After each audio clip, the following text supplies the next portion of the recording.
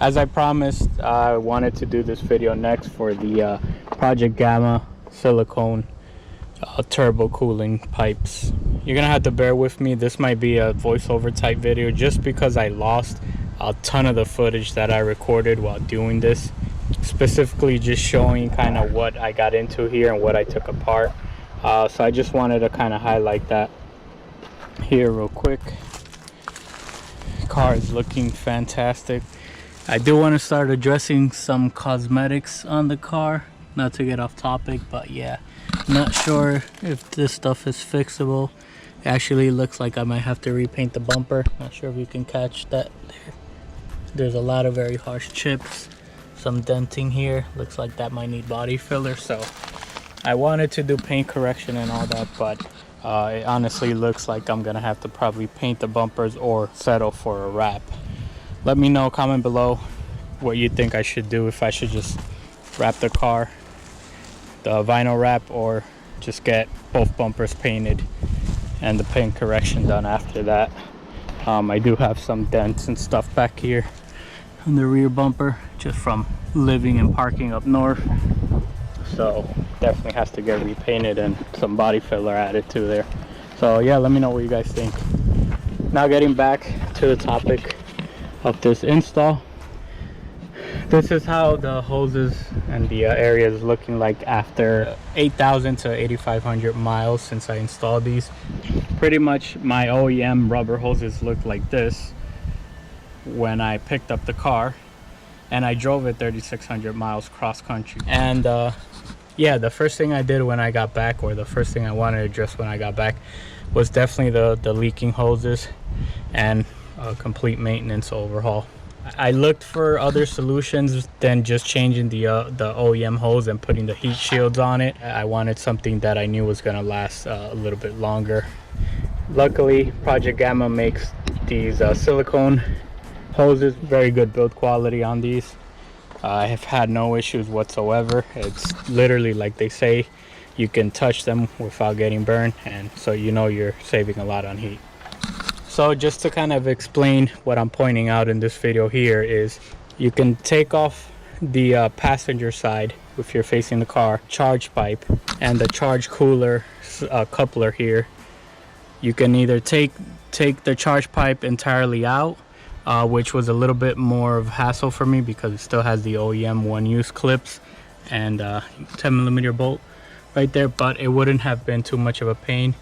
If I couldn't have gotten by how I did, I would have definitely taken it off and just replaced that. The reason being is you want to have enough clearance. I would also suggest taking off the brace bar here and this here. You want to have enough clearance and a little bit of wiggle room to move the charge cooler so that you can properly access these Torx bolts here, so that you access these correctly here. Now this is a turbo cooling lines auxiliary pump right here, and one of the hoses goes directly mounted to that. Make sure you can see that there. So a reason for that is you want to loosen that up just so that you have a little bit more wiggle room to kind of pull this forward and be able to maneuver a little bit to get the OEM hose off of there and the new hose onto there, and be able to tighten the clamp. Now for this, I do recommend you have a lot of patience, some decent tools to get in there, probably some small and some flex tools are going to be needed for that. I know I definitely had to use it. And now when you undo these lines, you will drop coolant. I want to say I probably dropped about maybe a quart, a little bit over a quart, max probably 2 quarts of coolant. It's actually not much, thankfully, for this line, and you know, you can get away with just topping it off, and we'll talk about that later. Now the second thing here is the second hose, which goes directly into the block. Now one of the issues I had during this was that piece, that OEM clip that goes into the nipple, that's part of the thermostat housing. There's a nipple off to the side, the security clip plastic housing there. So what happened to me was that clip actually broke on the hose end of it.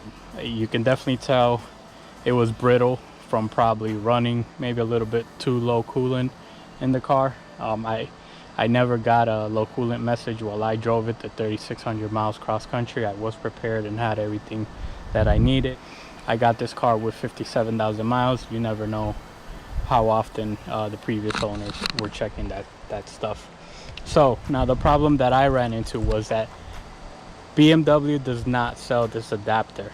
I'm not even sure if they sell it when you buy the hoses. I just couldn't find a part number or replacement part for that anywhere. So I had to do an unorthodox method. I set out to look for a replacement for this, a non-OEM replacement. And I actually found one from Dorman, but one of the issues that I ran into was that the outer diameter for the I believe it's the MPT side of it, I could only find it in 1/2 inch. I believe this hose, the diameter needed for that to go over is 5/8 inch. So it was a little bit too oversized, and the Project Gamma hose being I believe the 5/8 diameter didn't fit over that entirely. Basically I had to get some heater hosing in the 1/2 inch diameter, and then I got an NPT to NPT reducer to 5/8, and then I put the Project Gamma hose on the 5/8 side. So it's not ideal, but I had no choice. I couldn't find a replacement for that part, so I had to do what I had to do. And I would say after 8,500 miles of driving this, I have not had a single issue, especially with that part. It is still the same kind of plastic, ABS plastic, whatever material BMW usually makes this stuff out of. So Dorman matched the quality of that, and the nipple side fit in perfectly. The lock ring, everything worked perfectly. So I'll put up the part number and everything for that there if someone ever does this and runs into the same issue that I have. Again, this install is not for the faint of heart, and I just want to say proceed at your own risk. I'm sure Project Gamma doesn't want to mass produce those parts, and I have seen some people that have done the hose replacements before Project Gamma officially started selling them, and it looks like they definitely had a machine piece. So they probably could have done the same thing, taken it out and had it 3D machine and then CNC printed. I'll look into doing that, but it doesn't seem like that many people are going this route for the cooling hoses anyway, so I don't really think it matters. So as you can see here, once you loosen up the auxiliary pump here and loosen up the bolts to the charge cooler, there's one underneath the air box. You can have a little bit more wiggle room, and you can get to the bolt on both sides of the air box. Now what you want here is to get access to this OEM one use clip so that you can pry it off and be able to slip the OEM hose off. There is a nipple there for the new hose to go on, and it is the proper diameter, so the Project Gamma hose will fit directly on here. It's just pushing it in and getting it seated properly, and then tightening is a pain in the ass. So you gotta have a lot of patience and some decent tools to do this part.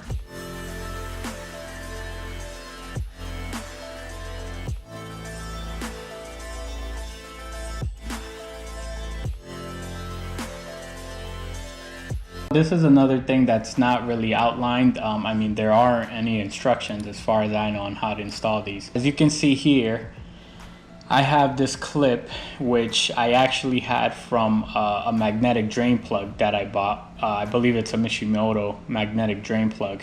It actually brought this because the drain plug itself had holes in it for you to kind of clip this thing to prevent losing it or dropping it. So whenever you change your oil, you can just loosen the plug and it'll just hang on this thing here. And I use that to kind of retain the hoses away from the belts and the alternator pulley. Reason being, if you just let them rest there, they're gonna start touching them and it's gonna wear on the silicone. I mean, silicone doesn't last forever. It can still get wear from repetitive friction. So I would definitely suggest, if you can't find something like this, I would definitely suggest at least zip tying it to this hose here. One thing that's unfortunate, and I do suggest you do, is these like OEM retainer clips for the old pipes. They definitely don't fit these here. So the ones on top of the charge pipes, I suggest you grind them down like I did here, just because I had one of the clips break. I believe it was this side. I'll put a picture up.